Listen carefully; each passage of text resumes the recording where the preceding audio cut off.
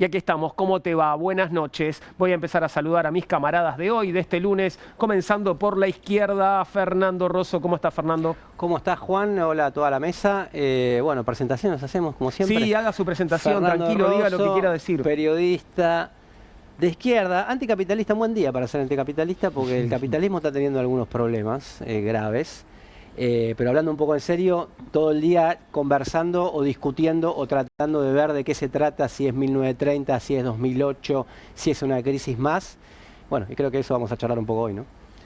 Seguramente así será. Seguimos con los camaradas. Se presenta Sergio Zabalza. ¿Cómo está, Sergio? ¿Qué tal, Juan? Buenas noches. Me llamo Sergio Zabalza, soy psicoanalista. Me interesa hablar de la locura en este programa. En esta época hay material de sobra. Y si asumimos por un instante esta idea tonta de la grieta entre buenos y malos, me interesa sobre todo hoy la locura de los buenos. En especial me interesa la cuestión del límite. ¿Hay límite? ¿Existe el límite?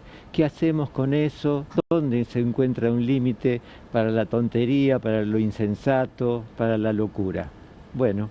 Interesante, en un ratito seguramente vamos a escucharte hablar sobre eso. Ahora vamos a escuchar a Raúl Timerman, que seguramente además de presentarse va a continuar con su biografía en entregas aquí en Comunistas. Bienvenido, Raúl. Muchísimas gracias, Juan. Mi nombre es Raúl Timerman, soy licenciado en Ciencias Químicas de la Facultad de Ciencias Exactas y Naturales de la Universidad de Buenos Aires. Tuve la Noche de los Bastones Largos, participé en el año 64 en la lucha por el presupuesto universitario, en el 65 contra el envío de soldados argentinos a República Dominicana, y en el año 68, tanto mi esposa Cristina como yo estábamos en la FEDE. La FEDE era la Federación Juvenil Comunista. O sea, fuimos comunistas. En el año 68, creo, nos casamos y en el 69, si no me equivoco, se produce una separación entre el Partido Comunista y el Partido Comunista Revolucionario. Yo en ese momento me abrí, dejé de militar, me encargué de tratar de recibirme, pero mi esposa, que estaba en Filosofía y Letras, en Sociología, con Oscar Landi, se pasó al PCR. Y era...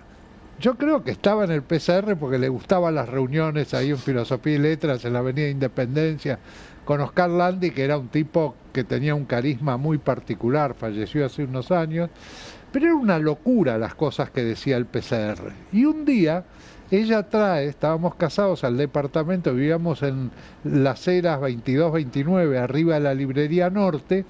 Ella trae el periódico del PCR. Yo agarro el periódico del PCR y veo en la tapa una foto de un grupo de gente agitando una bandera argentina.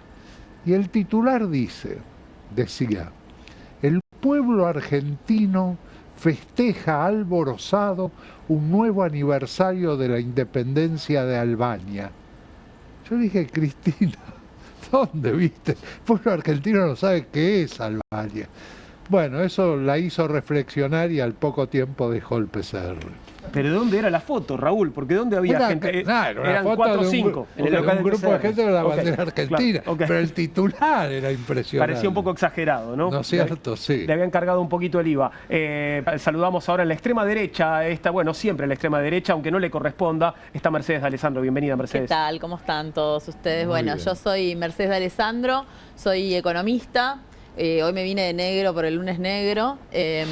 Y me acordaba estos días, con todas las noticias que tenemos enfrente, de dos cosas para compartir. Una, que mi tesis doctoral, pues soy doctora en economía, fue sobre la crisis del 2008, la crisis de las hipotecas subprime. Y que cuando hice la tesis de licenciatura en economía, mi director de tesis fue una persona de la que vamos a hablar hoy bastante seguramente, que es economista también. Por ahí les suena, ustedes pueden adivinar. ¿Medalla de oro? Milei. ¿Economista que resuelve problemas con y sin dinero? No. No. Okay. Lo dejamos ahí. Ok, en un ratito se devela el misterio porque vamos a hablar del lunes negro, pero será dentro de un rato. Vamos a meternos ahora de lleno en la interna bonaerense que podríamos decir terminó de estallar o todavía puede estallar un poco más? ¿Se viene una guerra fratricida en el peronismo bonaerense? Axel Kicillof, el gobernador, anunció el desdoblamiento electoral. Buenos Aires votará el 7 de septiembre. Axel Kicillof anunció este desdoblamiento, por lo que los comicios en el distrito van a realizarse el 7 de diciembre. Justificó Kicillof la medida en la implementación de la boleta única por parte del gobierno nacional, al sostener que resulta inviable votar con ambos sistemas, porque cada persona debería sufragar con 2 urnas distintas, 2 sistemas distintos y 2 boletas distintas. Abro un paréntesis, les pido respuesta breve para este punto solamente, porque quiero que lo escuchemos al gobernador. ¿No es lo que va a pasar en la ciudad de Buenos Aires? ¿Que vamos a votar con 2 sistemas diferentes y con 2 urnas distintas? Ya votamos. Ya lo hicimos y lo vamos a volver a hacer este año, ¿no? Efectivamente. Bien, sí. Veamos al gobernador Kicillof y después conversamos. El anuncio, me interesa lo que decía porque de ahí también surgen varias dudas. Veamos al gobernador hace un rato nada más. Algo que adelanté el primer día. Resulta inviable votar de esta manera. Absolutamente inviable. Es como decía, realizar 2 elecciones distintas un mismo día con un sistema nuevo. Las simulaciones que se realizaron, y no son solo las del gobierno provincial, sino de otros gobiernos y de otros sectores, dan que emitir el voto lleva el doble o, bueno, en tiempo como 4 minutos emitir cada voto, lo cual haría que en mesas donde hay 350 votos lo puedan hacer en un tiempo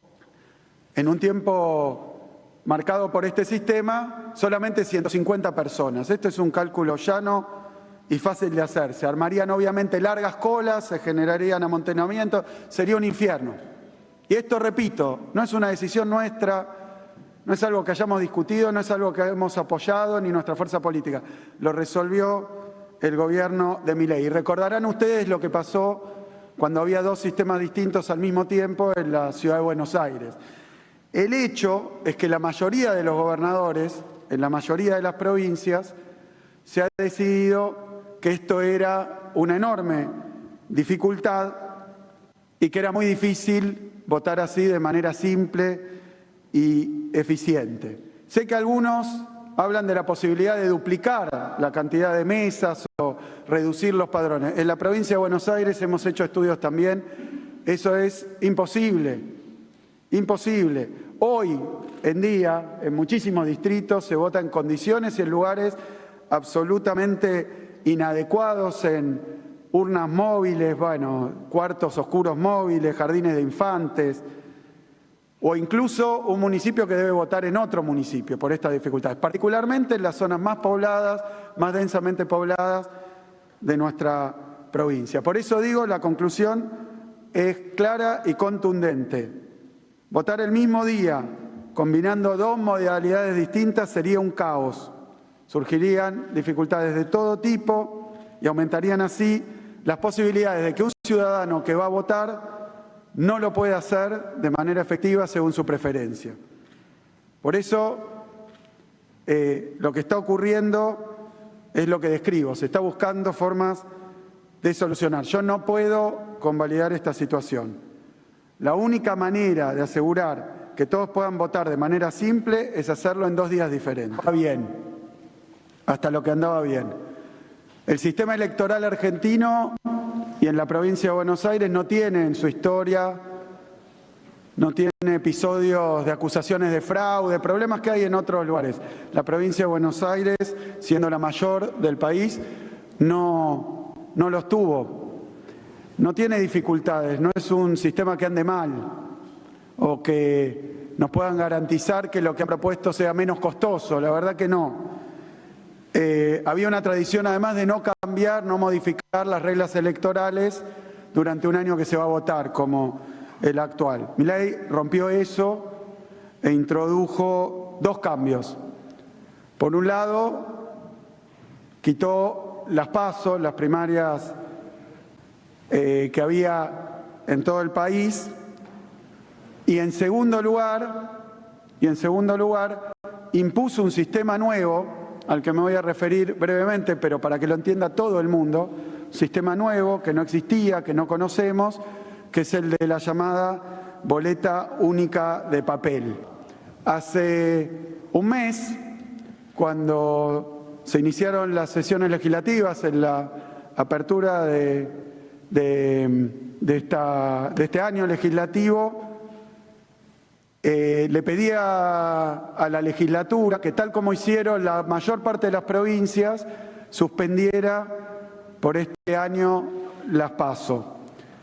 Aunque la mayoría de los bloques han manifestado su acuerdo, aunque hay varios proyectos, ahí veo a Susana, el de Sleiman, también varios proyectos aún de nuestro bloque, todavía no se ha logrado la suspensión de la PASO.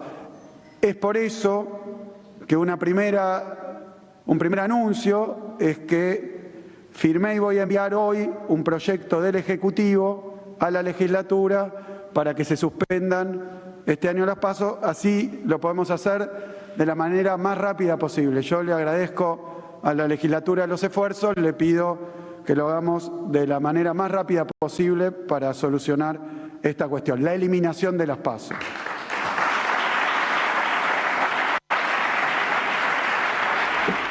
Bueno, ahí estaban los dos anuncios, ¿no? El primero, el desdoblamiento de las elecciones provinciales el 7 de septiembre, luego en octubre, ¿verdad? Las nacionales, y el envío de un nuevo proyecto a la legislatura bonaerense para eliminar las PASO. ¿Se rompió el peronismo bonaerense? ¿Ya está roto?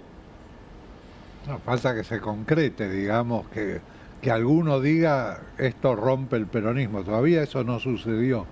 Indudablemente era un punto de divergencia importante entre él y Axel Kicillof. Mira, hay una nota muy interesante hoy en Buenos Aires 12 de Martín Granowski, donde hace referencia a una entrevista que le hizo Eduardo Aliberti a Carly Bianco el 8 de septiembre del año pasado, casi un año justo antes de la fecha prevista electoralmente. Hablamos del ministro de Gobierno de Kicillof, ¿no? Carly Bianco. Así es.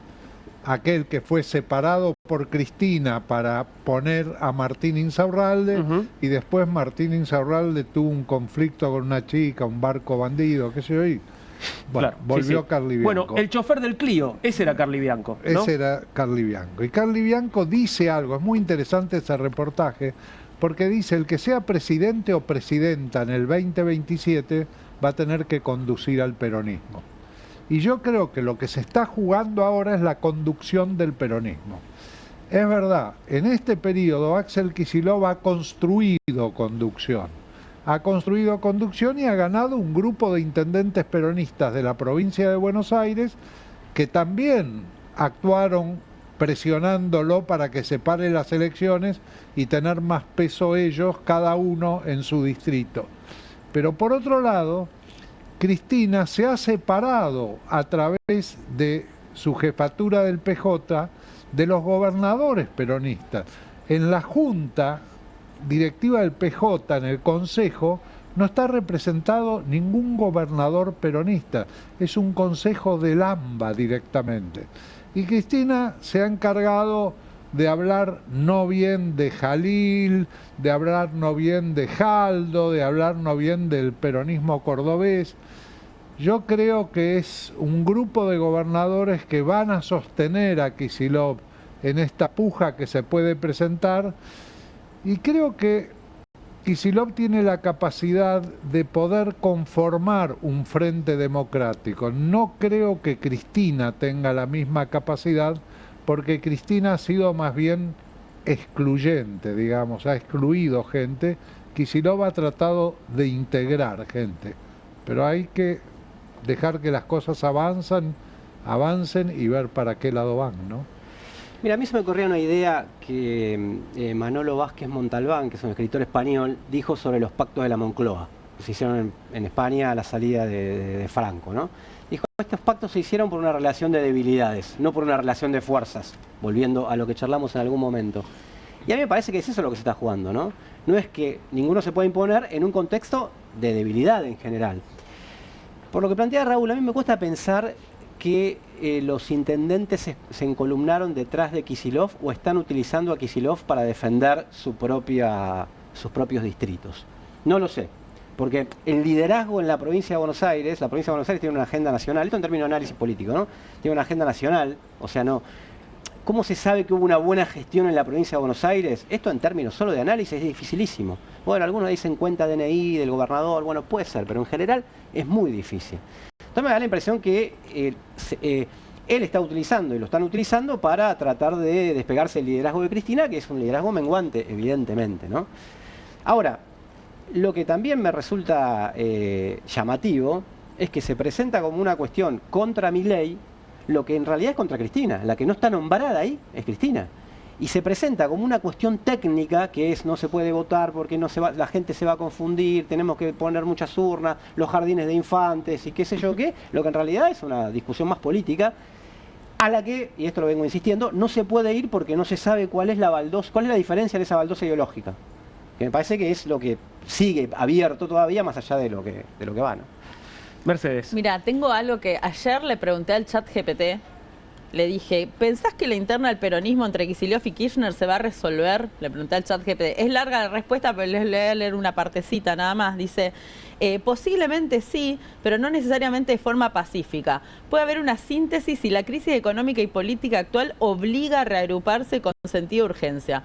O puede haber una ruptura más explícita con dos estrategias diferentes de cara al 2025-2027. E incluso puede aparecer un tercer factor que los desborde a ambos. Un intendente, un gobernador o un outsider con anclaje popular. ¿Qué será de Bien todo el eso? ChatGPT, ¿o Mirá no? que hay que invitarla al programa. ¿Dónde vota? Vamos a traer Ahora al no, ChatGPT. puede ser pregunto- efectivamente. Me pregunto, Sergio, si cuando hablabas de límites en tu presentación, te referías tal vez a los límites a los que se puede llegar en una disputa interna, como es este caso. Sí, efectivamente, me parece muy riesgoso lo que está sucediendo dentro del peronismo. En parte de acuerdo con Fernando cuando cataloga como menguante al liderazgo de Cristina. Sin embargo, Cristina tiene un lugar de centralidad, por eso se la quiere proscribir, por eso la quisieron matar. Si fuese alguien, digamos, que ya no reúne, no concita popularidad, bueno, la dejarían allí a un costado. Lejos de esto, Cristina todavía, a mi juicio, sigue siendo la figura política, después del presidente, la figura política más importante de la oposición. Y me llama la atención realmente la posición casi infantil que adopta el peronismo en un momento de tanto riesgo para la estabilidad institucional de nuestro país. Pensaba en los muchos jóvenes que votaron a Milei y que ahora quizás están reflexionando si de alguna manera lo votaron porque no encontraron adultos con quienes identificarse. ¿Qué es ser un adulto hoy? Me interesa mucho porque ser adulto quiere decir poder reconciliarse con límites. Hoy me da la sensación de que el peronismo cree que puede hacer lo que quiera, que pueden dividirse, que pueden fragmentarse, pueden luchar hasta el último momento sin que haya consecuencias. Me preocupa muchísimo. Quiero imaginar un escenario posible. Supongamos que las PASO no se suspenden en la provincia de Buenos Aires. Tienen que llegar el espacio del gobernador y el espacio de Cristina a algún acuerdo o tienen que ir con listas separadas. Esas serían las dos opciones. Y Massa. Sí. Bueno, claro, y Sergio Massa, que también, por supuesto, incide allí. Massa está en ese espacio. Aparte, digamos, la aspiración de Cristina es una aspiración de conducción. Las aspiraciones de Axel y de Sergio Massa son aspiraciones presidenciales, cosa que Cristina no tiene. Yo escuchaba recién en Soy Casta decir a una de las participantes, pero Axel tiene que tener presente que él llegó con los votos de Cristina también, digamos, no solo con sus votos propios. En el peronismo funciona así la cosa. Nosotros hicimos la campaña de Néstor Kirchner en el 2002-2003. Empezamos cuando Néstor, la agencia de Braga Menéndez, donde estaba yo, empezamos cuando Néstor tenía 2.8 de intención de voto. Llegó hacia fines del 2002 a tener 7 puntos de intención de voto. En enero del 2003 Eduardo Duhalde lo apoya y pasa a 15 puntos y después finalmente sale segundo, Menem se borra, no va al balotaje. Se presentan las primeras elecciones de medio término que hace Néstor Kirchner, enfrenta a Eduardo Duhalde. Enfrenta a Chiche Duhalde con Cristina en la provincia de Buenos Aires, gana Cristina y el líder del peronismo pasa a ser Néstor Kirchner. Siempre fue, Eduardo Duhalde reemplazó a Menem también, siempre sucede así dentro del peronismo. Lo que sí es verdad, y lo que Fernando, digamos, hace explícito, es que hay en este momento una confrontación por posicionamiento de poder, y de eso no se habla. De eso no se dice nada. Se habla de si es más fácil votar de una manera u otra, pero lo que en realidad está detrás es dónde me posiciono yo, dónde se posiciona Cristina con cara al futuro en relación al poder dentro del movimiento nacional justicialista.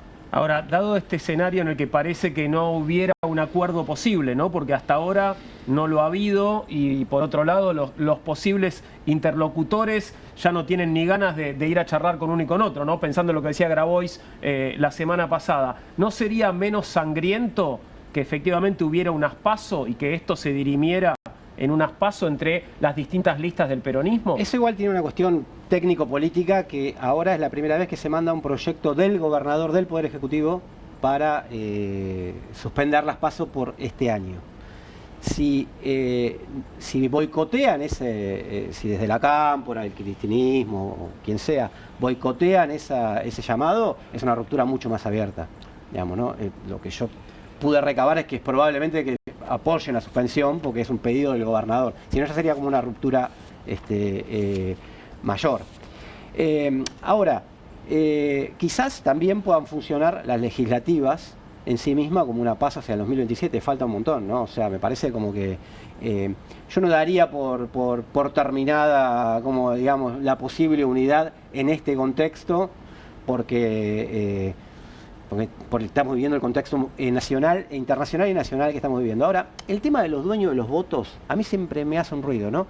Los 4 o 6 millones de votos que perdió el peronismo y se los llevó Milei cuando ganó Milei, ¿de quién eran? Porque a mí me parece que, digamos, ya la forma de votación que tenemos nosotros, una vez cada 2 años o 4 años, es muy difícil que pueda medir el termómetro real de lo que piensa la opinión pública hoy, ya sea de Kicillof, ya sea de Cristina o ya sea de cualquier otra fuerza política. Entonces me parece que esa discusión también es desfasada, digamos, ¿no? Vos llegaste, inclusive Kicillof puede haber llegado por sí mismo y ahora puede haber perdido mucho o ganado mucho, no sé lo que sea. Pero me parece que esa discusión es como que no es acorde a la dinámica política. Hay presidentes que ganaron, Macri ganó las legislativas de 2017 y en marzo de 2018 tenía una crisis fenomenal y estaba perdiendo y después perdió por las elecciones de 2019, perdió por goleada. Entonces me parece que es muy difícil discutir en esos términos, ¿no? ¿Y Cristina va a ser candidata? Bueno, había amenazado con ser candidata a diputada provincial por la tercera sección electoral, que es la más numerosa de todos. No sé, la verdad que no creo. La verdad que no creo que vaya a hacer eso, porque eso es directamente, digamos, desnudarse frente a la opinión pública, que lo que quiere es enfrentar a Axel Kicillof y cortarle el potencial camino de futuro que pudiera tener. No creo que se coloque en ese lugar ni siquiera por Máximo. Hoy circuló una frase como proveniente del cristinismo, que era esta idea de si desdobla es que quiere romper, ¿no? Si desdobla, rompe, hablando del gobernador. Le sonó esto, ¿no? Sí, pero hay que ir a, digamos, no lo que se supone que va a ocurrir, sino lo que realmente ocurre cuando ocurre y el análisis posterior que hacen los protagonistas. Yo no me aventuro a decir de que Cristina va a ser candidata, no va a ser candidata, de que va a haber paso, no va a haber paso. Es muy difícil preverlo. Lo que sí, respecto a lo que decía Sergio sobre la posición de Cristina dentro del peronismo, especialmente en la provincia de Buenos Aires, es verdad, pero te diría que en este momento Axel y Cristina tienen más o menos la misma cantidad de votos. Están los dos entre 20 y 23 puntos en votos en provincia de Buenos Aires. Y a nivel país, los dos tienen la misma imagen positiva, 40 puntos cada uno. O sea que están muy parejos en ese sentido. Axel crece cuando se separa de Cristina. Cuando Axel se acerca a Cristina, decrece. Se desdibuja, tal vez, ¿no? Sí. Claro, creo que tenemos un par de cuadros, de hecho, que tienen que ver con nubes de palabras alrededor de Axel Kicillof y alrededor de Cristina Fernández de Kirchner. Y ahí está, las Ahí podemos compartir. Bueno, no sé por qué está solito ahí Sergio Massa sin Te nube explico, ahí abajo. te explico. Esto es lo siguiente. Se le pregunta a toda la muestra, que son unas 1.900 personas en todo el país, ¿cuál es la primera palabra que le viene a la cabeza cuando escucha a Cristina Kirchner? ¿Cuál es la primera palabra que le viene a la cabeza cuando escucha a Axel Kicillof? Y después se toma esa primera palabra de los votantes de Sergio Massa, es decir, de los azules, los que tienen una imagen positiva, los que están cerca del peronismo y tienen imagen positiva de ambos, de Cristina y de Axel. Cuando esa gente, los peronistas, los votantes, el panperonismo, votantes de Sergio Massa, escuchan Cristina, la primera palabra que les viene a la cabeza es líder. Cuando escuchan Axel es futuro, es decir, a cada uno siente que está representado en la masa electoral porque Cristina siente un liderazgo y Axel siente que tiene futuro. O sea que en realidad esto deja conformes a ambos. Hay que leer las palabras alrededor. Con Cristina, aparte de líder, tenés estadista, genio, presidenta, amor, única. Y con Axel, aparte de futuro, tenés honesto. Esa es una palabra que aparece solo en Axel Kicillof. No hay ningún dirigente político que la gente que tiene imagen positiva de ese dirigente le aparezca la palabra honesto. Qué notable, ¿no? Que haya uno solo. Y bueno, de ahí es que cuando iniciaron la campaña José Luis Espert, proyectándose a la provincia de Buenos Aires, lanzó la provincia de Buenos Aires es un baño de sangre. No lanzó, vamos a terminar con la casta corrupta de Axel Kicillof. Digamos, eligieron en función de lo que...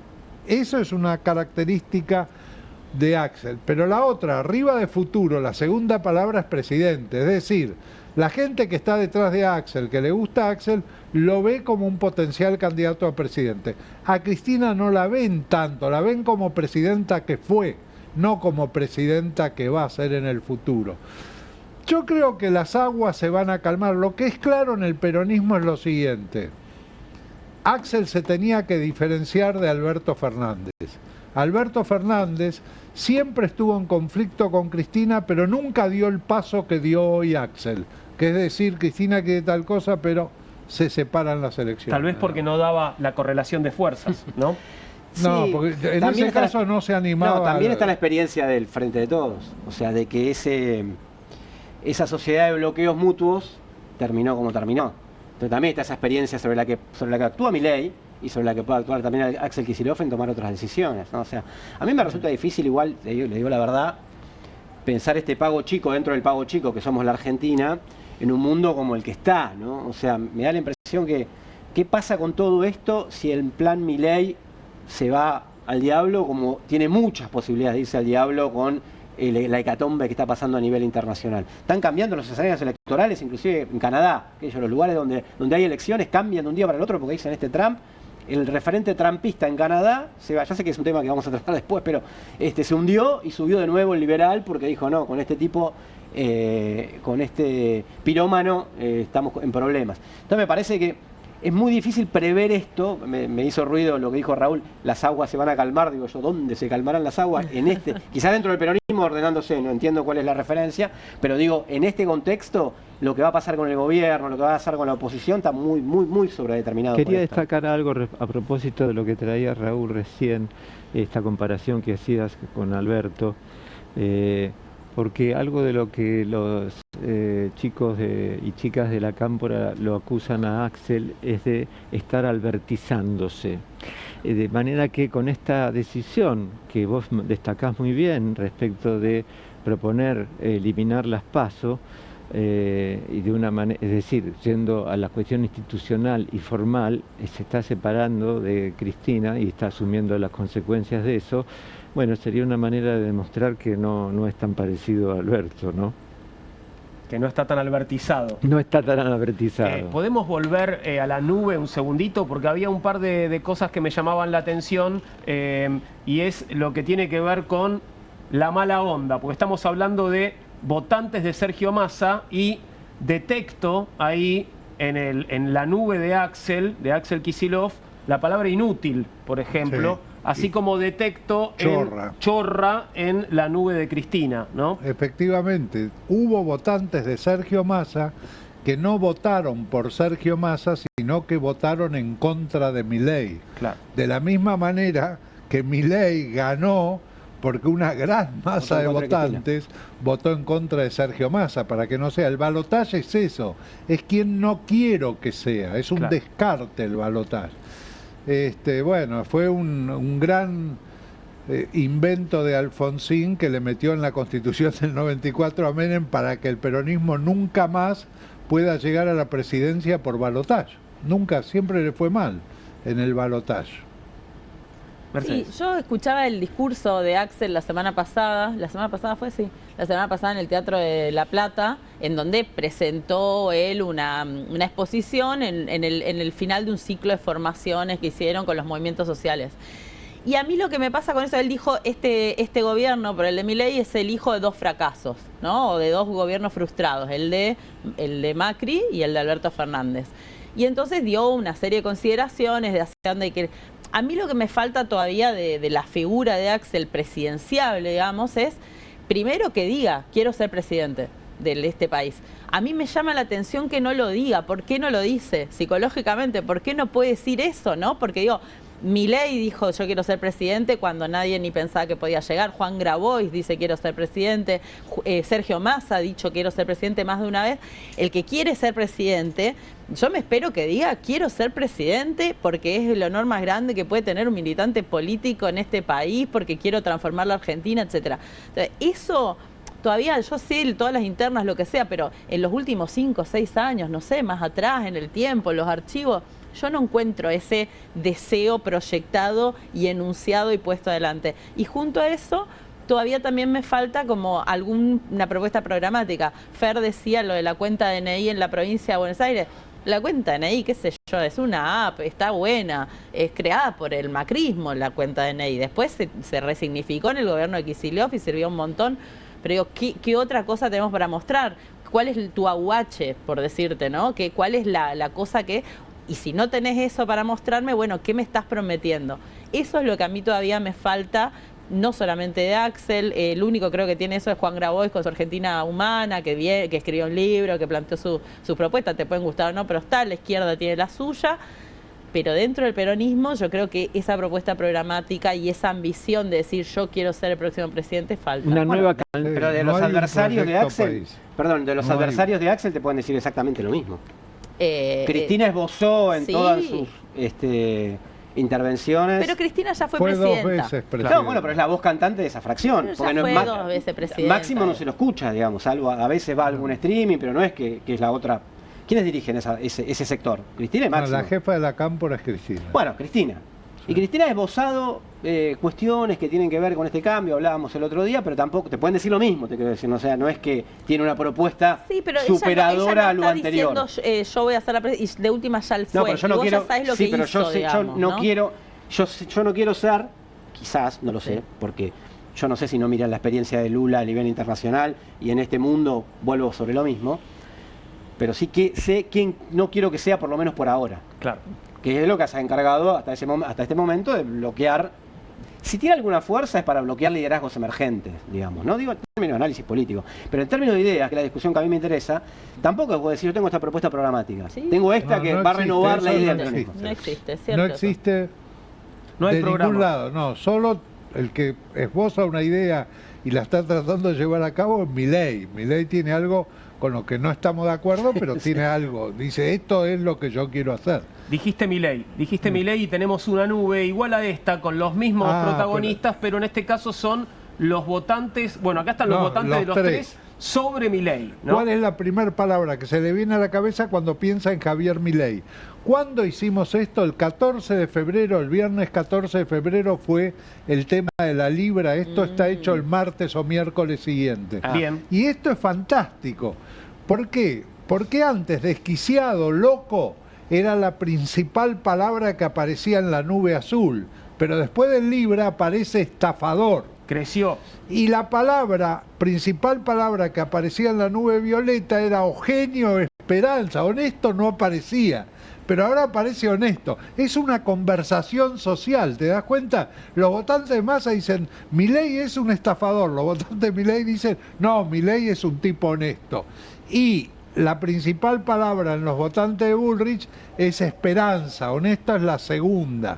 Pero y estafador aparece. Bastante importante. Siempre los votantes, hay una porción de los votantes de Bullrich que no son antipolítica, no están de acuerdo, por ahí son gorilas o están en contra del peronismo. También es muy difícil decir que es un gorila, pero bueno, están en contra del peronismo, pero no están en contra de la política. Bien, tienen la esperanza de que Milei sea honesto, podríamos decir. Algo por el estilo. No, la esperanza de que Milei saque al país adelante. Pero vos sabés que es fantástico, porque esto fue en esa fecha.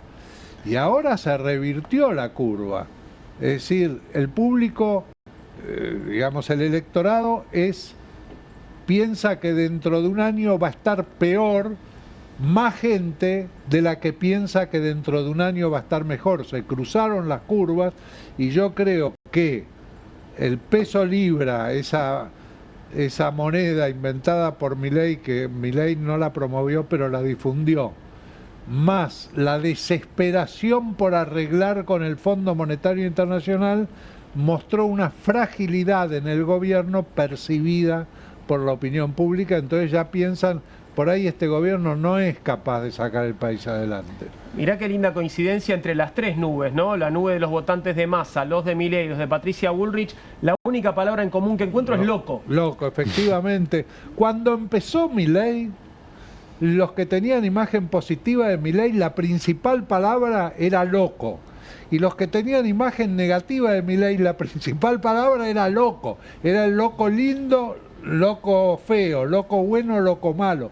Pero loco era la única palabra que aparecía en ambos grupos. Bueno, Milei tenía la frase de cabecera, la diferencia entre un loco y un genio es el éxito. Así Sí. es. Bueno, evidentemente está loco. Todavía no los tuvo resultados. Volvamos a las declaraciones del gobernador Kicillof hoy más temprano, cuando anunciaba que envía a la legislatura bonaerense un proyecto para suspender las PASO. Míralo. El gobierno nacional de Milei no da ninguna respuesta.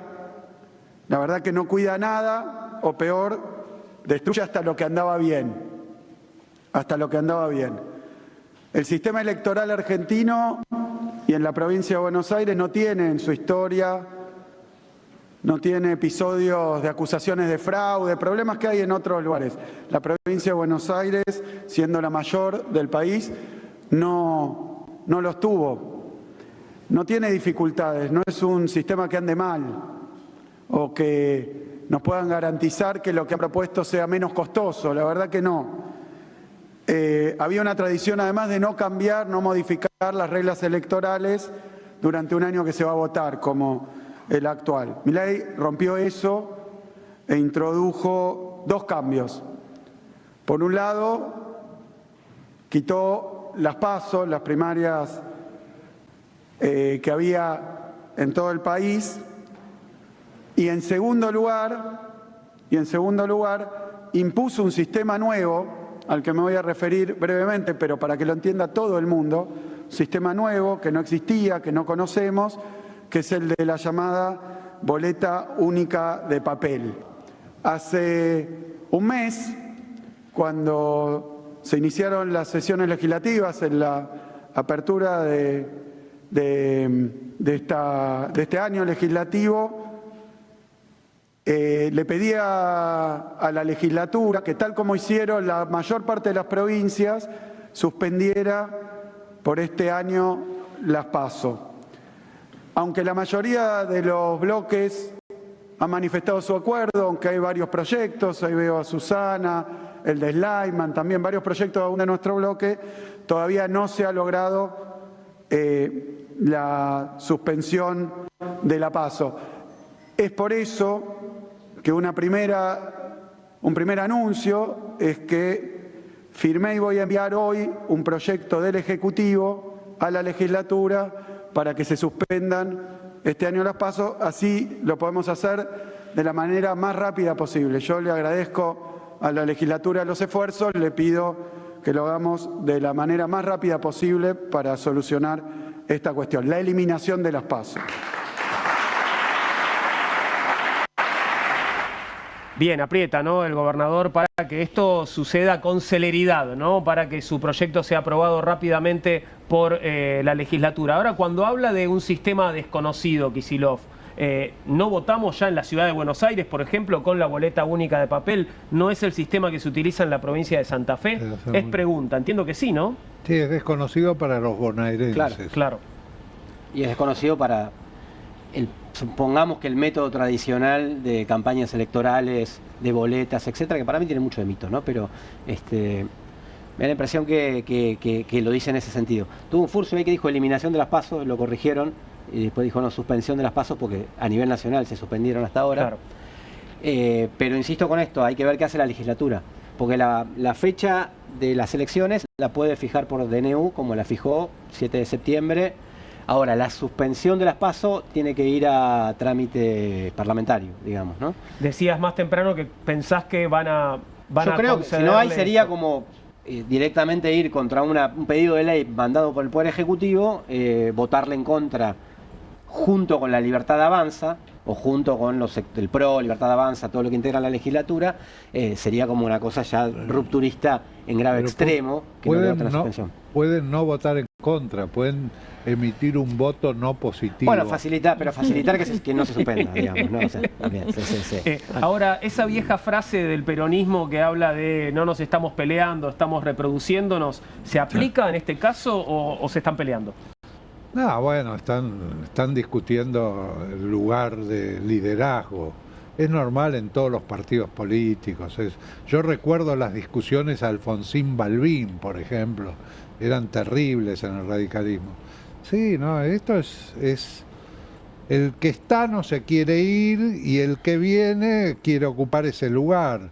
Ahora, y como dice un gobernador amigo, me lo dijo sentado en la silla del gobernador, me dice, mira, vos ves, a mí me gusta esta silla, pero en esta silla entra una sola persona, no hay lugar para dos. Y soy yo, claro. ¿Cómo se explica esto desde la psicología, Sergio? Pienso, por esta idea que viene describiendo Raúl, ¿no? De que, bueno, un líder designa a un heredero, ese heredero después se carga al líder para poder ocupar su lugar. Sí, esto es parte de la función paterna, la de poder retirarse, la de soltar narcisismo para que el hijo pueda crecer. No está funcionando esto. porque el líder no se corre, digamos. ¿Cuál sería el funcionamiento sano, digamos? Sería muy fácil atribuir la responsabilidad a Cristina meramente. Me parece que aquí hay una cuestión conjunta. No está funcionando la política, es decir, las palabras, la sesión de la negociación no está funcionando, con lo cual lo que tenemos es un panorama bastante pobre, poco alentador. Pareciera que hoy el peronismo, si tiene alguna chance, es más por los errores de Milei que por las virtudes propias. Porque, atención, el peronismo viene de un gobierno que fue un fracaso. Alberto Fernández fue un pusilánime. Y cuando hay un pusilánime en el poder, un monstruo crece en el llano. Esto es lo que sucedió en Argentina. un sujeto desquiciado llegó al poder porque que estaba ocupado por un señor que no tenía ánimo para luchar contra el poder real, contra las dificultades y demás. Entonces, tenemos una situación donde pareciera que no hay personas que estén en una tercera situación. Cuando hay alguien que se enfrenta, dos que se enfrentan, tiene que haber alguien que está propiciando un entendimiento. No está funcionando esto. Pero hay algo que se agrega en esta situación particular, que Cristina no es solo Cristina, es Cristina y Máximo. Bueno. Ahí hay un rol madre-hijo. Sí, muy bien, exactamente. A mí, si me permitís, Sergio, me cuesta pensarlo en esos términos, o no lo sé, porque desconozco esa dimensión, digamos, ¿no? Y voy más a la política. Cuando Menem se impuso dentro del peronismo, después en 91, 92, cuando tuvo esos años de liderazgo del país y liderazgo del peronismo, también era porque iba muchas cosas a favor suyo, ¿no? A nivel internacional, a nivel de la economía. Había ganado una serie de batallas sociales reaccionarias, ¿no? Digo, con los despidos estatales, privatizaciones, y se impuso con un proyecto que se impuso. Cuando Kirchner, que lo recordaba Raúl, le gana la interna a Duhalde, también estamos hablando de las tasas chinas, estamos hablando, además de todo, pero digo, para recordar la época, estamos hablando de un crecimiento económico y político importante. Cuestión que, si vamos un poco más atrás en el tiempo, cuando la izquierda peronista cuestionó a Perón, fue cuando Perón tuvo problemas para modular cuál era la solución para el país, que fue cuando Perón volvió al país, en el tercer peronismo, digamos, ¿no? Entonces ahí fue más cuestionado su liderazgo, como ahora se cuestiona el de Cristina, porque lo que decía Sergio, que es una líder, que es evidente, que tiene ascendencia popular, que es evidente, lo que yo digo que hasta hace 5 años, 10 años, era palabra indiscutida. Y hoy es discutida por mucha gente. Sí. Eso es solo un síntoma de que el liderazgo es menguante en este sentido, no porque ya haya dejado de ser una líder, digamos, sino dentro del peronismo, me parece que es eso. Introducir una discusión enorme, interesantísima, que es si se puede separar la política de lo familiar. Yo creo que no, y me apoyo en los clásicos, me apoyo en Shakespeare, me apoyo en Macbeth, no, me apoyo en los griegos, no. Me pregunto si Cristina está dispuesta a ceder el apellido. Esto es muy fuerte. Rescato algo que dijo el psicoanalista Jorge Alemán. Para él la impresión es que la familia Kirchner tiene el sentimiento de que le deben algo, de que han perdido mucho, y eso obstaculiza la posibilidad de ceder. No estoy aquí juzgando, sino estoy pensando en personas y en lo importante que es lo familiar dentro de lo familiar es política. Pero esto es toda una discusión enorme. Para mí lo familiar es política. Sí, pero si vos me decís que Cristina dice yo lo nomino a Máximo porque es mi hijo, y Máximo tiene menos votos que el Frente de Izquierda solo, si va, está bien, o sea, digamos la verdad, no es que tiene una ascendencia política por más que sea su familiar. Y me da la impresión que si Axel Kicillof, que esta era la idea, tuviese un proyecto que vos decís, bueno, tiende a ser hegemónico, tiende a ser a generar una simpatía mayor, también se impondría por su propio peso. Digamos, yo ¿no? pienso que se está manejando con tiempos en ese. Después de las elecciones de medio término, creo que Axel va a empezar a presentar un proyecto, porque los 3 ejemplos que diste vos del liderazgo fueron liderazgos desde el poder, eran presidentes los 3. Perón era presidente, Menem era presidente y Kirchner era presidente. Axel ni siquiera es candidato en declaración propia. Yo creo que el día que se proponga ser, va a decir yo quiero ser presidente para hacer tal cosa. Incluso Leandro Santoro, yendo a la ciudad de Buenos Aires, que se presenta como candidato a legislador, su aspiración no es ser legislador, su aspiración es ser jefe de gobierno. Pero nos lo dice, eso sí nos lo dice. Sí, lo dice, pero creo que llegado el momento va a decir, voy a ser jefe, quiero ser jefe de gobierno para hacer esto y esto que no se está haciendo. Leí que la legislatura de la ciudad cuesta 160.000 millones de pesos por año.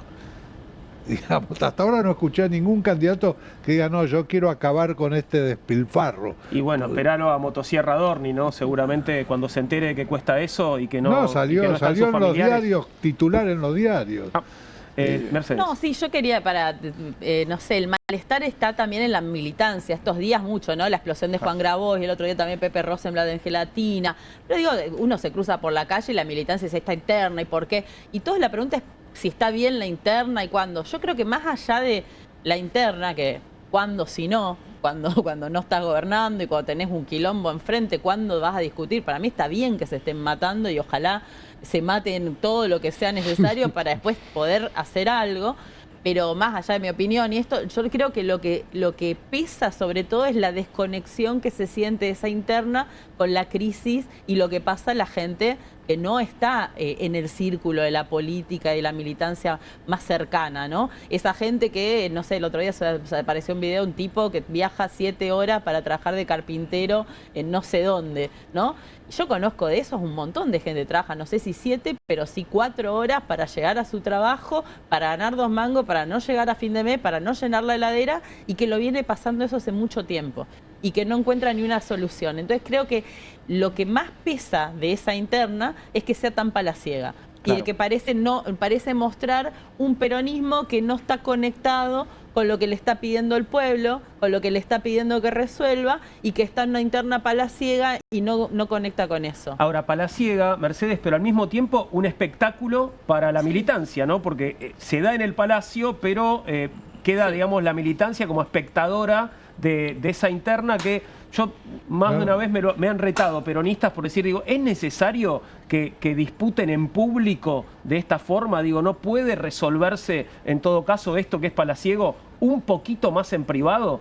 Digo, ¿no quedarían menos dañados públicamente? Sí, yo los escucho decir la palabra militancia con frecuencia, como si el resto fueran militantes. La verdad les digo, hay muy pocos militantes.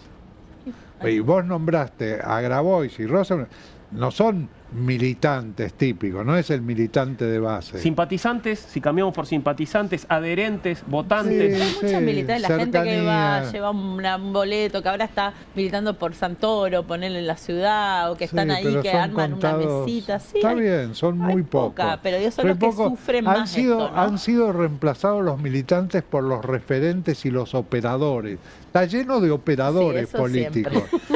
Sí, no, pero últimamente, digamos. Ahora bien, lo que Juan pregunta, indudablemente hay una desconexión entre los planteos que se hacen a nivel de superestructura con lo que la opinión pública siente, porque cuando uno pregunta por opinión de la gente opina en función de cómo le va en la vida diaria, no opina en función de una estructura ideológica que tiene aprendida, incorporada. ¿Cómo le va en la vida diaria? ¿Cómo le va a los chicos en el colegio? ¿Aprenden, no aprenden? Cuando tienen que ir al hospital, ¿tienen que esperar mucho? ¿Tienen que ir muy temprano o no? ¿Los tienen que acompañar a los chicos por un tema de seguridad o pueden ir solo al colegio? Pues me alcanza la plata para comprar lo que necesito de comida, o si como me cuesta vestirme. Cosas de la vida diaria son los que condicionan la decisión de la gente.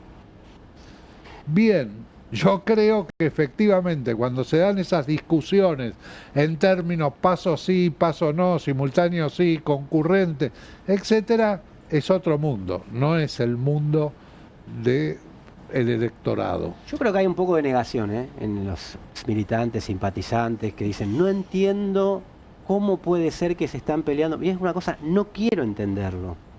Porque no quiero entender que Cristina se está dedicando a bloquear el liderazgo de otro. No quiero esa parte, me quiero quedar con la otra. Suponés que sí. Es evidente, digamos.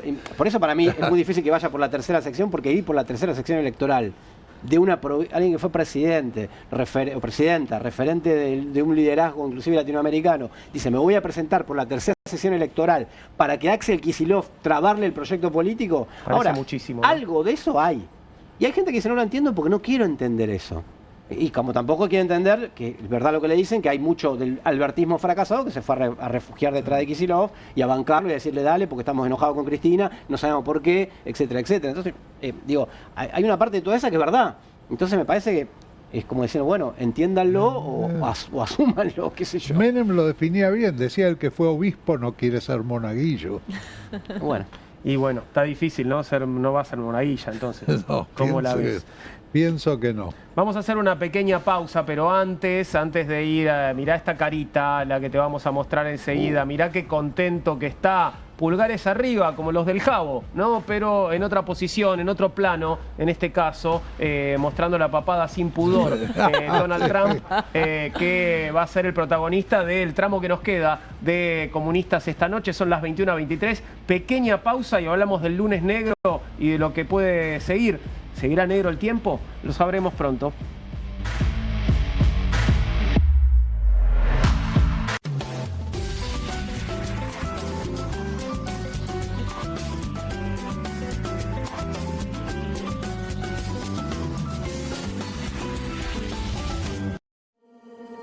QR, con la conducción de Paulo Caruso y gran equipo. La síntesis del día para un público que valora el periodismo crítico. QR, de lunes a viernes a las 22 por Bravo TV. Juan, tu entrega es notable. Manejás en los tiempos difíciles. Llegás a tiempo a todas. El equipo necesita un conductor, Juan. Esto es 1 a 1, Pablo. Hay que convocarlos a todos. Pensá en macro. Nueva Saladix extra picante. Posta, picarán más que las otras.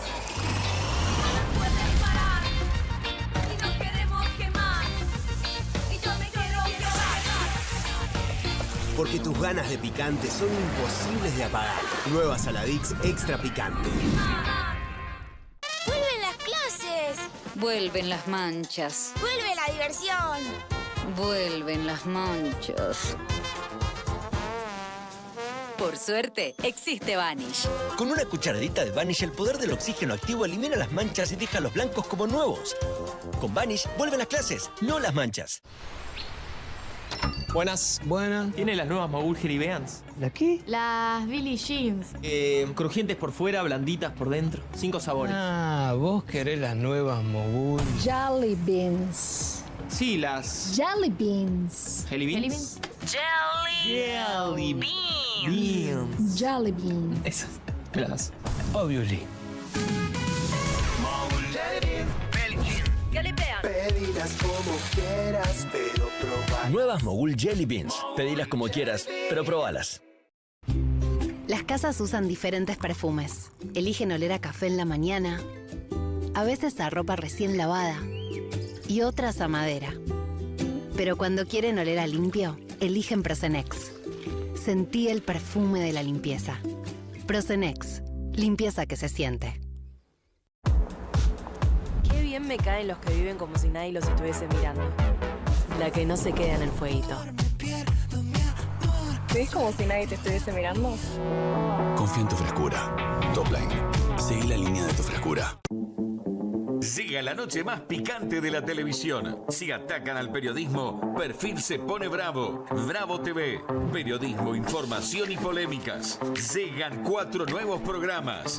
Más de 50 periodistas, intelectuales, dirigentes y académicos que darán cada noche de qué hablar y pensar.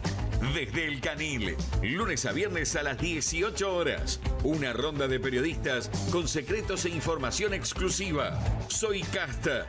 De lunes a viernes a las 19 horas. Un programa diferente de mujeres, plural y picante. Conducido por Carmela Bárbaro. Comunistas. De lunes a viernes a las 20:30 horas. Una mesa de intelectuales analiza la realidad del país en profundidad. QR, de lunes a viernes a las 22 horas, con la conducción de Paulo Caruso y gran equipo. La síntesis del día para un público que valora el periodismo crítico. Bravo TV, lejos del poder, cerca de la gente. Editorial Planeta presenta Fontevecchia vs. Milei, el nuevo libro de Jorge Fontevecchia. Bitácora del surgimiento de un presidente extremo. Un análisis imprescindible para entender un gobierno impredecible. Fontevecchia versus Milei. Disponible en ebook y librerías.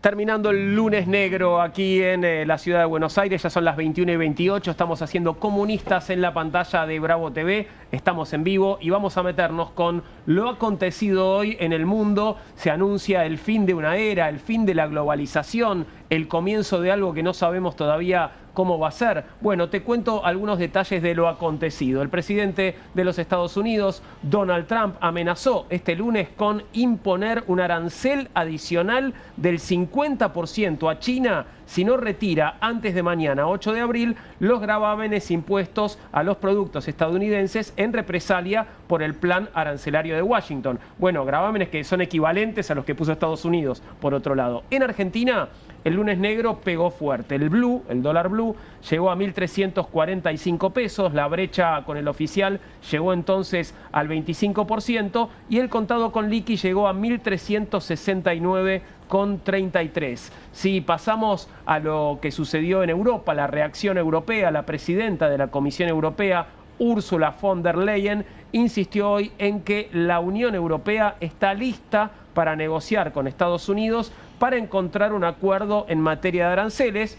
Vamos y vamos, cero para mí, cero para vos, es una propuesta, pero al mismo tiempo prepara medidas para defender sus intereses, incluso aquellas contra el desvío de los flujos comerciales. Así las cosas en el día de hoy. ¿Cómo termina este lunes negro? Mercedes negra también, por supuesto, Mercedes de negro, Mercedes de Alessandro. ¿Terminó la situación? No, no terminó nada, esto recién empieza. Lágrimas de Trump. Eso estás bebiendo. Sí, estoy bebiendo eso. Pero sí. Trump no llora, Trump está contento. Trump está contento por ahora, ya se le va a bajar la pasta y le va a caer la ficha, ¿no? No, mirá, lo que pasó, por ejemplo, anoche cuando abrieron las bolsas de Japón, vimos una caída drástica. Pasó algo que es muy loco, que es, como hay muchos bots que compran, venden, apuestan, hay como un disyuntor que hace que cuando hay movimientos muy rápidos, muy locos, se salte el disyuntor. Claro. Es como cuando te saca la térmica en tu casa porque enchufaste algo de más. Bueno, como pasó con la estafa del Jabo, ¿no? Digo, bueno, ahí nos saltó la térmica. Ahí nos saltó la térmica. Claro. En Japón saltó la térmica y tuvieron que cerrar el mercado. En China ¿qué pasó es esto lo que parecido. Estamos viendo? ¿Nos explicás? Porque no se entiende. Este es un gráfico que fue esta mañana, un movimiento que hubo en un momento que todo el mundo dijo, ¿qué pasó? Que empezó a subir el mercado como loco, subió la Standard & Poor's, que la mencionamos, es donde están las 500 empresas más grandes que cotizan en bolsa, subió 3 trillones, o sea, un montón de guita de repente. ¿Por qué pasó eso? Porque Donald Trump dijo, voy a suspender los aranceles por 90 días. Y todos se quedaron pensando, ¿pero dónde lo dijo Donald Trump? ¿Quién dijo Donald Trump? No, fue un rumor.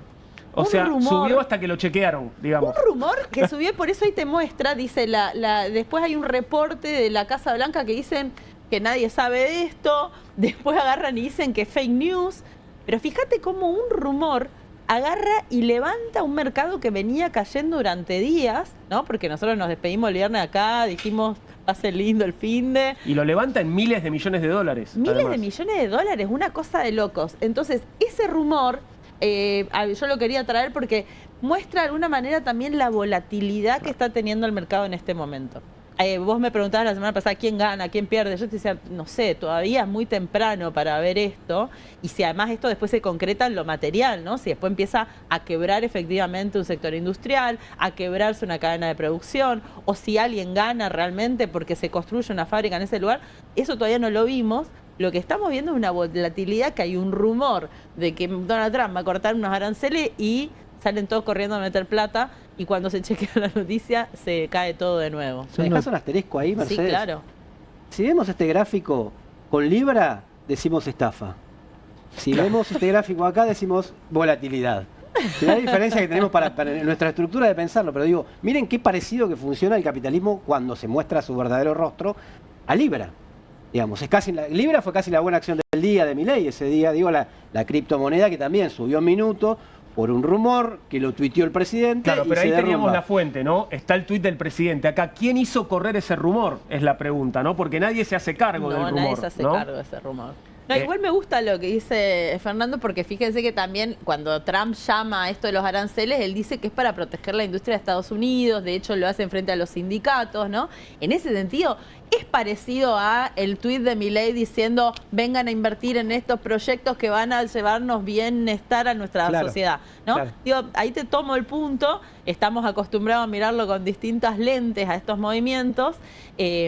Lo cierto es que acá hay una crisis que es muy loco porque yo, como les decía al principio, mi tesis doctoral es sobre la crisis financiera con el caso de la subprime, y la verdad que uno cuando ve las crisis hay un factor que aparece muchas veces, que es el pánico, ¿no? Los pánicos que mueven los mercados. Hay una crisis muy famosa, la primera en el 1600, la crisis de los tulipanes. La crisis de los tulipanes, hay un bulbo de tulipán que es precioso, que entonces todos los quieren tener, y entonces empiezan a comprarlo y lo pones en tu jarrón de tu casa, es un símbolo de estatus, no sé qué. Todos empiezan a comprar los tulipanes del futuro, los tulipanes que todavía no crecieron.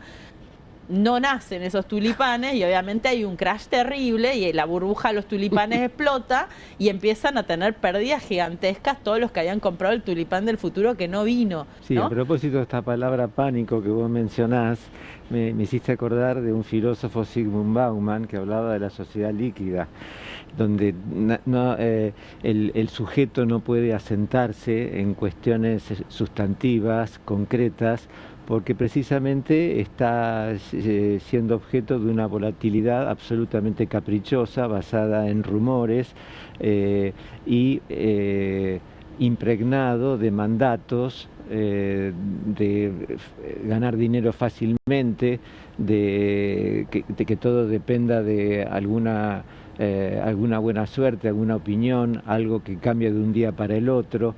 El pánico es el famoso ataque de angustia que Freud describió a fines del siglo XIX, y es cuando los síntomas se te alojan en el cuerpo. Por ejemplo, te sentís ahogo o dolor en el estómago y se pierde la conexión con la psique, es decir, no hay manera de tramitar esto. Esto que está sucediendo, desde el punto de vista de la salud mental, esto es arrasador, lo que está sucediendo, y genera la ilusión de un otro consistente, caprichoso, que nos está gozando. Por ejemplo, encarnado en Trump. Como vos bien decías, dentro de poquitos días probablemente que Trump haga entrar en razones y morigere varias de las cosas que ha dicho, pero el otro malvado, consistente, es un fantasma que hoy recorre el mundo, como suele recordarnos Juan. Como el que recorría en el siglo XIX Europa, que éramos nosotros. ¿Querés ver una síntesis de lo acontecido hasta hoy? Me parece bastante redonda. Escuchalo y miralo al primer ministro de Canadá. The global economy is fundamentally different today than it was yesterday. The system of global trade anchored on the United States that Canada has relied on since the end of the Second World War, a system that, while not perfect, has helped to deliver prosperity for our country for decades, is over. Our old relationship of steadily deepening integration with the United States is over. The 80-year period when the United States embraced the mantle of global economic leadership, when it forged alliances rooted in trust and mutual respect, and championed the free and open exchange of goods and services, is over. Well, this is a tragedy. It is also the new reality. We must respond with both purpose and force. We are a free, sovereign, and ambitious country. We are masters in our own home. Ahí estaba el primer ministro de Canadá, habla del fin de una era de integración con los Estados Unidos, ¿Qué implica esto? Digo, el ser un país vecino de los Estados Unidos los afecta aún más directamente que al resto del mundo. Acá hay una cuestión que, a ver, uno puede pensar los aranceles como una política proteccionista, ¿no? Sí. Entonces vos decís, bueno, yo quiero desarrollar la industria vitivinícola, entonces le voy a poner aranceles a los vinos que entran de afuera porque quiero fortalecer la producción local, darle esto. Y los productos y decir, bueno, espero 20 años o le doy esto, lo voy bajando, cosa que ese mercado se vaya acomodando. Acá no hay una protección de determinadas industrias con los países, sino que Donald Trump le puso aranceles a países, todo el arancel es para todo lo que vos produzcas, no hay ni una diferenciación. No hay detalle, no hay precisión. No hay detalle, es como Milei con la motosierra, ¿no? Te corta todo de cuajo, no va con un bisturí o con sintonía fina, como se decía en otro momento. Pero también es verdad, Mercedes, ya en situaciones anteriores, Trump lanza bombas y después negocia. Eso es bastante peronista, ¿no? También. Sí, bueno, yo les quiero recomendar porque no tiene que ver, digamos, con el análisis económico que hace Mercedes, tiene que ver con el análisis de estrategia de posicionamiento en el mundo que hace Ricardo Auer ayer en Infobae. El artículo se llama "El modelo chino arribó a Washington" y hace una cronología de China desde el año 72, la reunión de Mao con Kissinger y Nixon, hasta ahora, cómo fue la evolución productiva de China y el tipo de interrelaciones que fue generando, y dice, Trump está tomando cosas de ese modelo. Vale la pena, yo sé que en el programa QR estuvo invitado, lo van a invitar a Ricardo Auer, pero el artículo es excelente. Vale la pena leerlo. Sí, y igualmente digo, en términos de política, geopolítica, es intensísimo lo que está pasando, pero vos decís, tiene que negociar con 180 países al mismo tiempo, en diferentes condiciones, con mucha asimetría, y en un contexto en el que todos están reaccionando también, no sé, la Unión Europea de una manera, Canadá de otra. Nosotros hoy no sé en qué lugar estamos en la cola, ¿no? de esas reacciones, y entonces, mientras tanto, los impactos se van viviendo. China a la mañana, por ejemplo, en un momento se corría el rumor también de que iba a devaluar su moneda. Si China devalúa la moneda, nuestras reservas argentinas se devalúan también, porque tenemos el swap chino, son 17.000 millones de yuanes. O dólares traducidos, no sé. Y además de eso también la devaluación de los productos chinos, que se abaraten más todavía. Imagínate la competitividad que tendrían esos productos en donde pudieran entrar, porque había una nota en el Wall Street Journal esta mañana, decía, se viene un tsunami de productos, y siempre que hablan de un tsunami de productos chinos aparece el gatito ese que hace con la manito así de ilustración, ¿no? Entonces tenés la amenaza de la devaluación de las monedas, la amenaza del tsunami de productos, y le sumo la cantidad de bonos del Tesoro estadounidense que tiene China en su poder. Que si llegara a alargar eso, que ya fue un problema en la crisis del 2008, si China se pusiera a alargar los bonos esos que tiene, lo funde directamente a Estados Unidos. Veamos la amenaza del presidente Trump a China de hoy a través de X. Ayer China impuso aranceles de represalia del 34%, dice Donald Trump, que equivale a lo que le puso Trump a China, ¿no? Por otro lado. China tenía aranceles previamente que Estados Unidos no tenía. Ah, caramba, muy bien, detalle. Que se suman a sus aranceles récord, ahí lo está diciendo, aranceles no monetarios, subsidios ilegales a empresas y una masiva manipulación cambiaria a largo plazo. Esto a pesar de mi advertencia de que cualquier país que tome represalias contra Estados Unidos imponiendo aranceles adicionales, además de los ya existentes y prolongados abusos arancelarios contra nuestra nación, se enfrentará de inmediato a nuevos aranceles sustancialmente más altos, además de los inicialmente establecidos. Por lo tanto, si China no retira su aumento del 34%, además de sus abusos comerciales a largo plazo, antes de mañana, 8 de abril de 2025, Estados Unidos impondrá aranceles adicionales del 50% a China a partir del 9 de abril.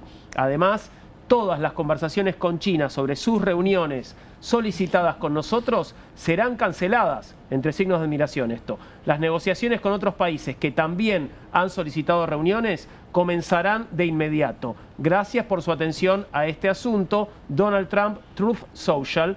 Ahí entonces la firma de Donald Trump.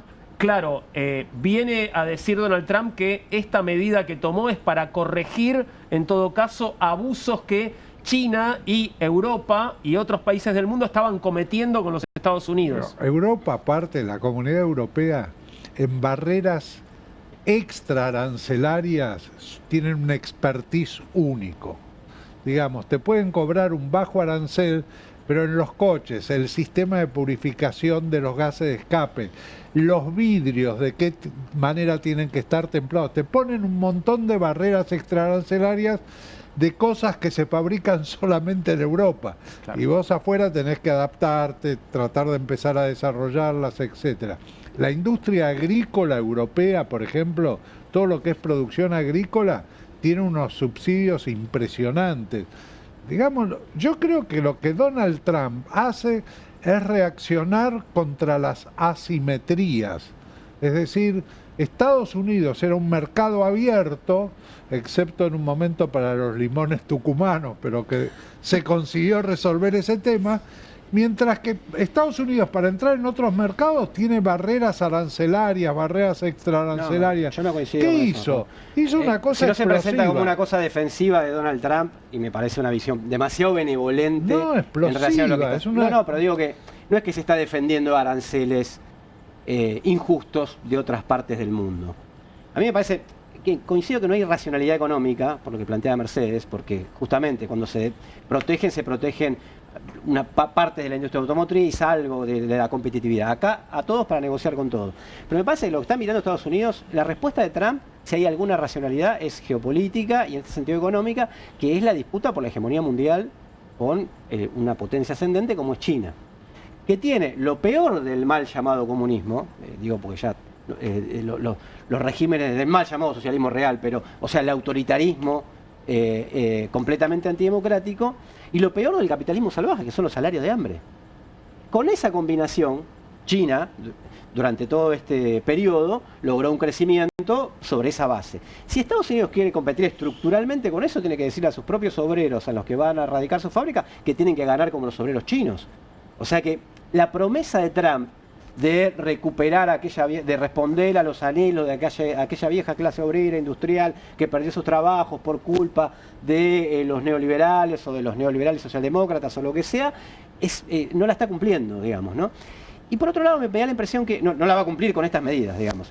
Y por otro lado me da la impresión que tiene una contradicción que está dicha por ese señor que está ahí atrás, Lenin, que ya lo podemos citar acá en el programa comunista, o por Marx, que es tratar de encerrar en las fronteras nacionales fuerzas productivas que ya se han globalizado y desarrollado internacionalmente. No funcionó en el socialismo, en los socialismos reales, el socialismo en un solo país no funcionó, el capitalismo en un solo país tampoco funciona. Porque al ponerle aranceles, no solamente aumenta productos que vienen chinos, digamos, las baratijas chinas, sino que aumenta también mucho de lo que la propia industria estadounidense consume para fabricar los productos internos, o sea que le va a generar inflación interna. Por eso digo, el otro elemento es eso. La cadena de valor las va a cortar. Bueno, también. Es decir, se va a producir en Estados Unidos cosas que se importaban anteriormente.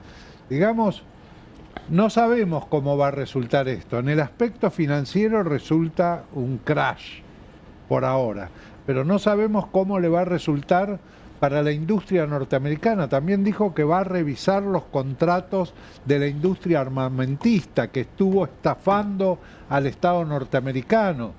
Los barcos insumergibles que se terminan fabricando en Polonia, en Finlandia y en Suecia, no en Estados Unidos. Estados Unidos no tiene ingenieros navales. Bueno, pero esa relocalización no va a ser. Porque sí, está lleno de trabajadores y trabajadoras esclavos en el mundo donde el capital va donde paga menos. Claro. Digamos, no va a volver a Estados Unidos porque Trump quiera hacer Estados Unidos grande otra vez. No, y además también los principales actores hoy, los principales actores están con distintas oposiciones, ¿no? En Estados Unidos tenés el de la Fed, que está ahora debatiendo si sube o baja la tasa, ¿no? Porque él piensa, esto va a generar inflación, entonces para que no genere inflación tengo que levantar la tasa, ¿no? Si levanto la tasa, la gente va más al banco, tiene menos dinero para gastar, eso no presiona los precios. Trump, al contrario, le dice, vos tenés que bajar la tasa, ¿no? Están peleándose por si baja o baja la tasa. Entonces, Trump contra el jefe de la Fed, el que maneja la guita. ¿Y por qué Trump piensa que hay que bajar la tasa? ¿Qué generaría bajando la tasa? Y porque él dice que es el momento de que para no entrar en una recesión. Porque lo que están amenazando por el otro lado es esto va a poner un freno a la producción y vos ya venías cayendo en tu economía. Es un problema que hubo mucha movilización estos días por los recortes, por un montón de cosas, y eso te va a profundizar la recesión. Entonces vos necesitas que la gente tenga guita en la mano y salga a comprar cosas. Claro. Y el otro que está también peleándose es Elon Musk. Elon Musk, antes de que la ministra de Europa salga a decir lo de los aranceles cero, ella estuvo hablando de los aranceles cero también, porque decíamos, es el rey de la desregulación y vino Trump a ponerle todo un paquete de regulaciones de la nada. Entonces digo, y no es una persona menor, es uno de los que más perdió con este lunes negro, con el crash del viernes. Tesla cayó el 50% su valor, es de los que más acumuló pérdidas en esto y además es un funcionario del gobierno estadounidense con una misión concreta que es de regular la economía. Entonces digo, hay 3 personas con muchísimo poder en el gobierno de Estados Unidos que no están de acuerdo con qué hay que hacer. Yo quiero señalar algo en el discurso de... Sí, decían que lo iban a sacar. Perdón. Quiero señalar algo en el discurso de Trump que recién estábamos viendo, que es el uso de la primera persona. A pesar de mi advertencia, el personalismo de Trump es impactante. Hace unas semanas, cuando difundió ese video hecho con inteligencia artificial en Palestina, junto con Elon Musk, que arrojaba dólares al cielo mientras él tomaba algo con el primer ministro israelí, había una estatua de oro de Donald Trump. Esta cuestión nacionalista, personalista, insinúa un toque fascista realmente muy peligroso. No me da la impresión de que es alguien que busca justicia, en este caso, más allá de que pueda disfrazarlo de instalar aranceles para recuperar a la industria de su país. Creo que es un personaje fundamentalista, propio del capitalismo financiero, que necesitan dictar algunas frases como sagradas para poder justificar disparates. Déjame agregarte una cosita chiquita, digo, para mí, porque está pasando en este momento, ¿no? Hay 2 riesgos de lo que cuando uno observa. Uno es decir el catastrofismo, esto va a romper todo, va a caer mañana. Y la otra también es cierto armonicismo, del que yo le tengo duda, que decir, no, esto lo negocia la semana que viene. Y tiene razón Mercedes, son 180 países, ¿y por qué le van a aceptar las condiciones? Digo, estamos en un momento que vamos a saberlo con el tiempo, pero que tampoco es que tiene solución fácil hoy, mañana o pasado, ¿no? Veamos la posición de la Unión Europea. Ahí vamos a ver a la presidenta de la Comisión Europea, Ursula von der Leyen, decía esto.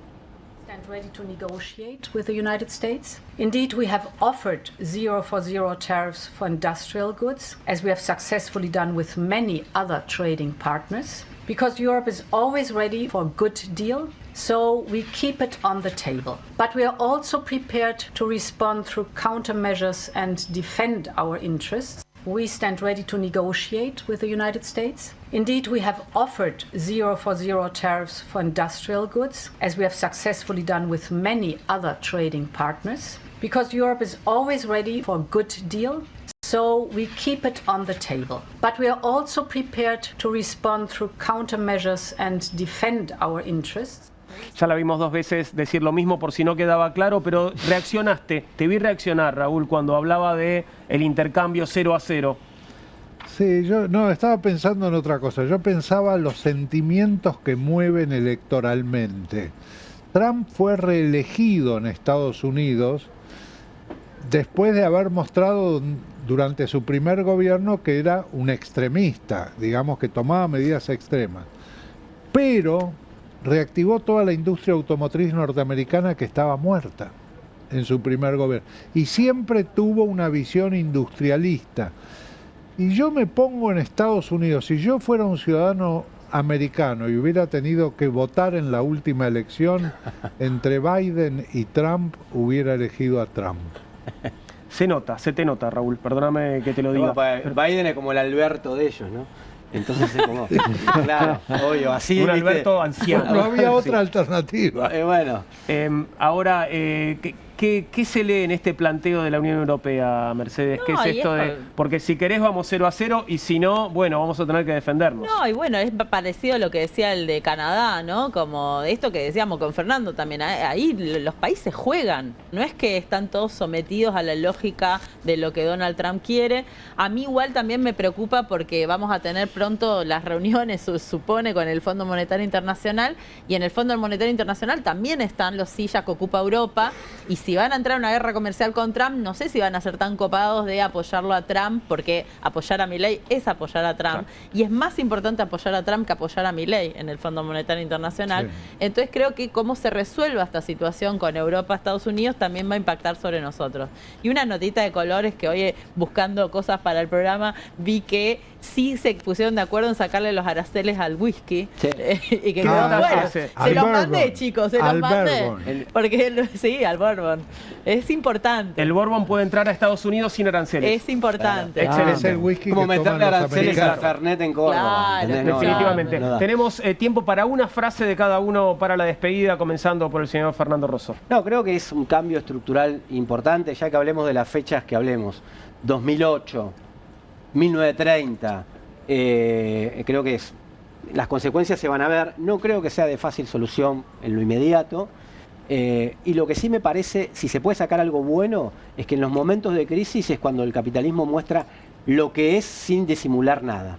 Y es un poco eso, Libra o la bolsa, ¿no? Sergio Zabalza. Sí, retomando el tema del límite, estamos en un planeta cuyos registros vitales están decayendo día a día. Hay algunos filósofos optimistas que creen que frente a un límite, por ejemplo, de las condiciones básicas de vida, el ser humano es capaz de reflexionar. Esto, desde el punto de vista psicoanalítico, es falso. Podemos directamente sumirnos en abolirnos, en morir. Lo que se necesita, lo que se requiere en este momento es que de esta crisis surja alguna representatividad política inteligente, sensible, que pueda recoger los testimonios más, los mejores testimonios de la historia humana para hacer algo mejor. Raúl. Bueno, habiendo escuchado al canadiense y a la europea, yo te diría el canadiense es mucho más realista. Dijo, esto se terminó, y sober. La europea dijo, nosotros siempre estamos dispuestos a tener una buena relación y a llegar a una solución consensuada. Me da la impresión que es muy naif, digamos, la apreciación que hizo. Mercedes. ¿Adivinaron quién fue mi director de tesis en la carrera? Axel. Sí, medalla de oro. Fui su primera tesista, además, por eso venía pensando, no, yo estoy fascinada con la posibilidad de ver una crisis en tiempo real, porque bueno, estudié crisis como tema de mi carrera y en ese momento, en el 2008, teníamos apenas algunas notitas de diarios. Hoy lo vemos en cada tweet. No lo podés ver en una película que la tenemos que vivir todo, claro. Tu crisis. Bueno, al final, vi varias, le puedo recomendar. Bueno, tenemos que hacer una pausa, en realidad ya nos despedimos. Esto fue Comunistas por esta noche. Yo llega QR con Pablo Caruso en instantes a la pantalla de Bravo TV. Gracias, camaradas, por haber compartido esta noche. Ya venimos.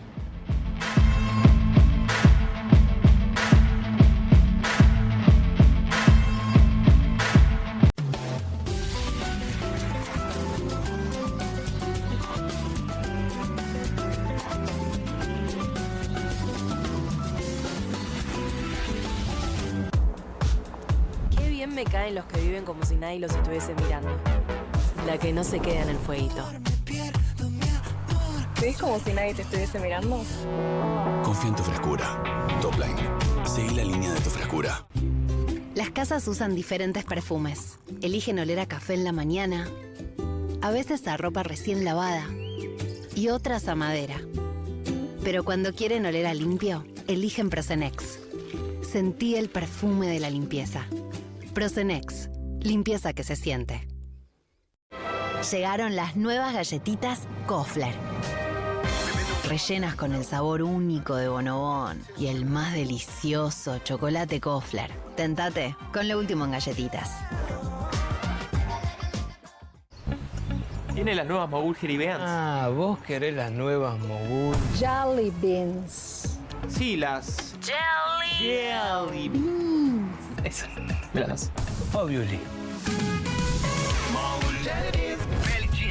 Nuevas Mogul Jelly Beans. Pedilas como quieras, pero probalas.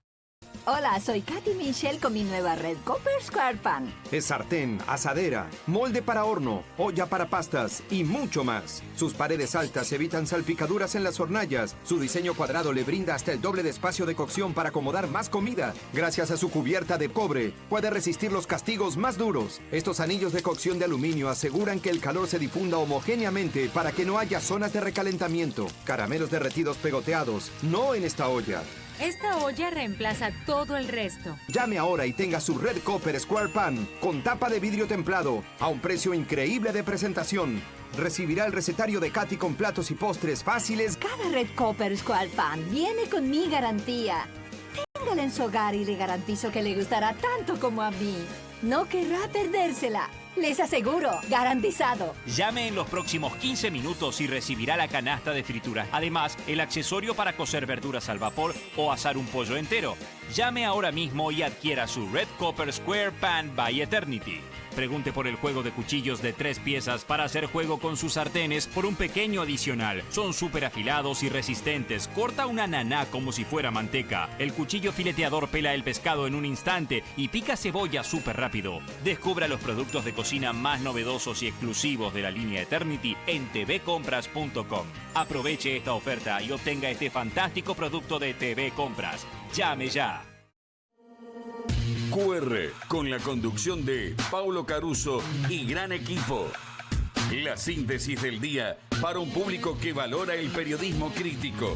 QR, de lunes a viernes a las 22 por Bravo TV. Estudia en la Facultad de Comunicación y en la mayor redacción de América. USBA, Universidad del Sur de Buenos Aires. La Universidad del Grupo Perfil. Licenciatura en Comunicación Periodística. Licenciatura en Comunicación Institucional. Títulos con reconocimiento oficial y validez nacional. Inscribite a las reuniones informativas en universidad@perfil.com. Aprende comunicación dentro de un medio de comunicación. USBA, Universidad del Sur de Buenos Aires. Editorial Planeta presenta Fontevecchia vs. Milei, el nuevo libro de Jorge Fontevecchia. Bitácora del surgimiento de un presidente extremo. Un análisis imprescindible para entender un gobierno impredecible. Fontevecchia vs. Milei. Disponible en ebook y librerías.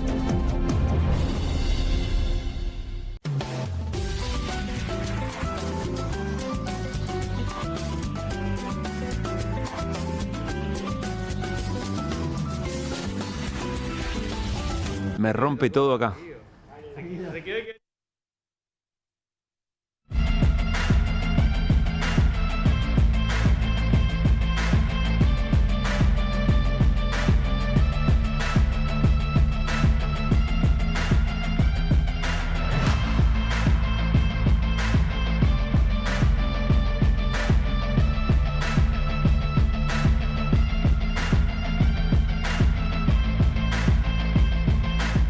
Ya son las 10 de la noche y ya todo listo para que comience una nueva semana de QR con Pablo Caruso y todo su equipo. ¿Cómo estás, Pablo? ¿Todo bien? ¿Cómo va, Juan? Buen lunes. No sé de qué color. Yo te deseo